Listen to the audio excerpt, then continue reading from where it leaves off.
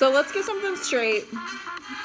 The entrepreneur life, besides my hair being crazy, the entrepreneur life is difficult. There is a lot of sacrifice that goes with it. It is not easy. And I've already had 2 conversations with 2 different friends about me being a sucky friend. And I get it.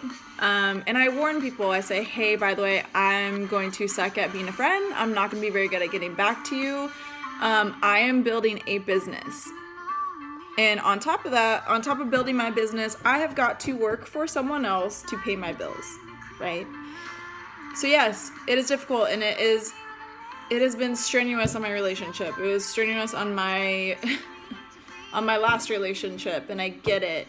And it's probably not going to be easy for whoever I end up with next. But the reward, you want to know my why? You want to know why it is that I want to do what I want to do? I have always been that girl that came from a small town in Missouri who was raised basically with her grandparents. My mom did the best that she could, and I love her, and we are really close to this day. But she was honestly a shitty parent, and she knows that, and she has taken responsibility, and she's acknowledged that. So I thought around, didn't know my father, and I was raised with 2 older brothers from different dads, and I was always bullied as a kid, for a lot of different reasons. For my mom, for smelling like smoke, for being, I guess, I don't know if it was like too athletic or what, but I remember schooling the boys in dodgeball, and I just always had a strong arm and worked my butt off, like invested my life into sports and religion, and I got made fun of. And I remember this kid, and he came up to me during dodgeball one day, 10th grade. This was when I was still living in Missouri. And he goes to me, Katie, you're actually not good at sports, by the way. And this guy was always a jerk to me. So I made it a point in my life, I'm going to go to college playing softball. So I went to college playing softball. And when it came to football, I was kind of in the back of my mind every single time I was training was like, hey, guess what, jerk, by the way, I'm going to be awesome at football too. And I was Rookie of the Year runner-up. I had a great rookie season. I started as a corner, as a rookie for the Seattle Mist. We went to the Nationals, won our national championship. And it was always kind of to prove people wrong, I think, because I don't like being underestimated. So underestimate me, and I will prove to you that I can do whatever the freak I'll set my mind to.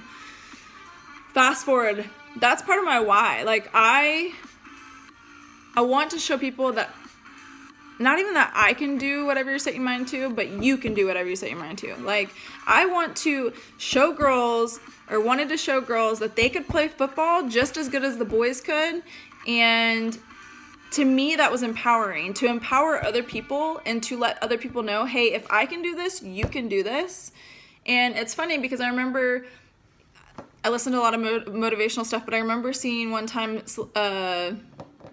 Serena Williams saying, if I can do it, you can do it. And you're like, but you're Serena Williams. You are one of, if not the best female tennis player in the world. And you say, if I can do it, you can do it. One day, I hope to be that for other people. I hope to give back to the world, because the world has given me so much. Honestly, I would not be where I am today, and I won't be where I'm gonna be if it wasn't for other people. Believing in me, loving me, trusting me, caring for me, pushing me, motivating me, underestimating me. I want to be that for other people. I want to be that for the younger generations, for the younger girls, even boys, for the LGBT community, for the people who's been outcasted and been bullied. That's why I'm doing this. And it's not for me to boast and say, hey, look at me, this is what I did. It's not where my heart is. It's literally because I care about people. No matter how many times I get screwed over by people, I still care about people. And that's my why. My business, we're giving 5% of sales to charity. And from there, like, when the startup takes off and starts profiting, like, believe me, you're gonna see me doing nonprofits and getting involved in so many different areas, which again is it's sacrifice, right? I'm sacrificing that for, I don't know, but I'm sacrificing it because I believe so much in humanity, and I feel like sometimes we are losing ourselves by trying to be someone we're not. Like, be you, be authentic. If you feel like me doing something for someone is a good thing, do it. And if your friends tell you not to do it anyways. Because if it feels right to you, do it. And I want to encourage everyone, stop listening to people. I get it, it's difficult, I've been there. I suck sometimes at listening to people.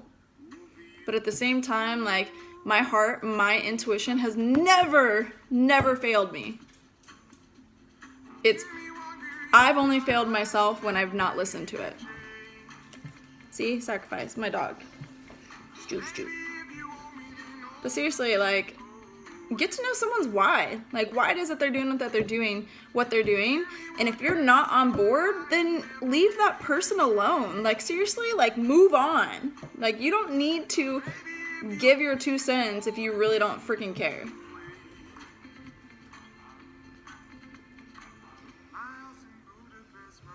Spread love. Be love. And know that if you want to do big things in the world, you've got to have a level of obsession, right? And you've also got to come to terms with sacrifice. And that's probably been the hardest thing for me, is learning and understanding sacrifice. Because it means friendships, it means a lot of things. But it's part of it. So continue being great. Go out into the world, spread love, be love, and I'm excited for this journey, and I'm excited to share it with you, and, yeah, love you guys.